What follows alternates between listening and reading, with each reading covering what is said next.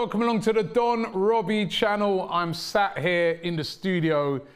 It's so quiet in here today. I mean, we've been doing all the games. It's been a raucous atmosphere. The England games, we've been jumping up and down off of these sofas. It's been absolutely brilliant, but we're coming down to crunch time now, and I'm here to preview the game, England versus Denmark. As my t-shirt says, it's coming home. Will it be coming home? Well, we've got a big chance to bring it home. I mean, this is a huge game. Wednesday night at Wembley, 60,000, very loud and passionate. England fans are going to be in that ground, hoping to roar England through to their first major final since 1966, when England won the World Cup at Wembley. And I've got to commend Gareth Southgate. This is his second semi-final, back-to-back semi-finals. We've got to put respect on this guy's name now. You know, there's people criticising him, including me. I remember the second game against Scotland. I was a bit upset that he played two holding midfielders. But listen, now that's just a distant memory. But when I look at him overall in this tournament, he's been brilliant. I was more than happy with what he's done in all the other games. And he's got results. And when you're in tournaments, it's about results. This is a results business when you're in tournaments. Get the wins and you progress through to the next round. And that's what he's done. And the way in which we turned over Ukraine so emphatically, you know, destroyed them to get through to this semi-final bodes well. No goals conceded so far in the tournament. Not one. That is brilliant. That is exceptional. We came into this tournament and we were saying to ourselves, the weakness is the defence. But it's proven to be our strength in this tournament. No goals conceded, right? They've all been excellent. Pickford's been brilliant. A little bit dodgy in the game against Ukraine. I'll put it down to boredom because he had so little to do. But Pickford's been brilliant in the games. And then I think, you know, Maguire has come in and he's been immense at the back, alongside John Stones. Been brilliant. Walker's speed of recovery has been exceptional. And Luke Shaw, what a fantastic game he had the other day against Ukraine. He's really stepped up as well. Remember all that criticism he got that time off of Mourinho? He's bounced back in emphatic style. Then you look at the two midfield players of Calvin Phillips and Declan Rice. Again, they've been absolutely exceptional. Their energy, it's been brilliant. And then up front, players have been stepping up left, right and centre. Of course, our main man in this tournament for me has been Raheem Sterling.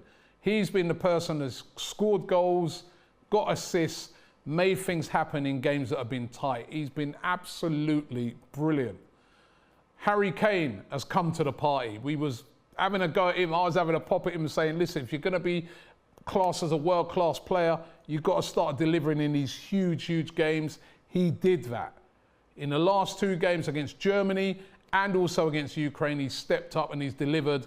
And you can now see a player on an upward trajectory. He's getting better and better and better every game. And that's what you need to do in a tournament. You need to grow into a tournament. And he's doing that. And then the other players that have played up front, I mean, take your pick. There's been so many good performances. Jack Grealish, for me, I still want to see Jack Grealish starting games, but I'm not going to argue with Gareth Southgate because you know what? You ain't got nothing wrong so far. But you've got Jack Grealish, Mason Mount, who played well in the last game. Saka, my boy from Arsenal, been brilliant when he's coming. Jadon Sancho, excellent when he played the other day. So many options there. I mean, there's still Marcus Rashford, you know, as well, who can come in. So there's so many options we've got in that attacking third that if we have a strong foundation, which we do have with our defence in this tournament, it bodes well for us going forward. However, we're coming up against a very, very good Denmark team. Do not discount Denmark, right? It's not just the fact that they've had this big momentum behind them ever since the tragedy that, you know, befell Christian Eriksen. I mean, we were all horrified when we saw that, you know, and the fact that he's making a recovery and, you know, we wish him all the best. And it's just brilliant to see that he is getting better and better. And we just hope that he returns back to playing football. But they have taken that, the Denmark team and the Denmark fans and the country as a whole, they've taken that energy, and there's been such a momentum behind them. They've played some brilliant football in this tournament. And again, in the semi-finals, they were very, very good, scored some very, very good goals. And they've got dangerous players. Dolberg has stepped up into the party. You know, other players have stepped up where Christian Eriksen is absent. So let's not discount them. Remember, Denmark, the last 2 times we've played them, we haven't beaten them. They've beaten us once and drawn the other game. So it's going to be a tough, tough game. But I just got a feeling the fact that it's at Wembley, I mean, some of those games that Denmark have played, they've been in front of their home fans, and of course it's been electric. But this is going to be a bit different. This game is being played at Wembley, right? And that means that most of the fans there are going to be English fans. They're enthusiastic and they're going to be roaring the team on. And there's a lot of confidence in this England team now. If you, as I said, if you're going for a tournament and you haven't conceded a goal, you can be confident. And I like the way that Gareth Southgate just has them so relaxed and focused. I remember some of the tournaments going back in the day where we had the golden generation, and there was all these stories in the papers about the wags, and there's been other distractions and metatarsals being broken and all the focus being on certain players. This is different this time. The focus has been on the team. I love the energy that's coming out. Even when you see all the stuff behind the scenes at St George's Park and that, they all seem to be getting on with each other. There's no cliques. There's no, oh, I play for Arsenal, so I don't want to talk to you, and I play for United. There's none of that. They are playing like a team, like a club side, which is the whole aim of having a successful European or world team. You know, is that you play like you play for your club. And that's what they seem like right now. They seem like a club team. They all seem to get on with each other. They're all pulling in the right direction. The players that come off the bench contribute. Honestly, I am just really happy with what I'm seeing. And I would really like us to win this for Southgate. A guy has been criticised heavily, and I like what he's been doing. He gives young players a chance. That's the thing I like about him the most. I just look back at it and I think to myself, some of those managers in the past, Sam Allardyce and those guys, you know, would Jude Bellingham be playing? Would Saka be playing? Would they be getting their chance in such a big tournament on the big stage? You'd be like, oh, he's a good player, but he's not experienced enough. No, what Gareth Southgate's done is he's unleashed these young, hungry players and said to them, go out there and express yourself. And they've done that. They're playing with no fear. And I'm loving watching it. And I'm confident that we're going to get a result on Wednesday. As I said, we can't discount Denmark, but with this manager and the way the team are playing, I already know they're not gonna. I already know that they're going to take the threat very, very seriously.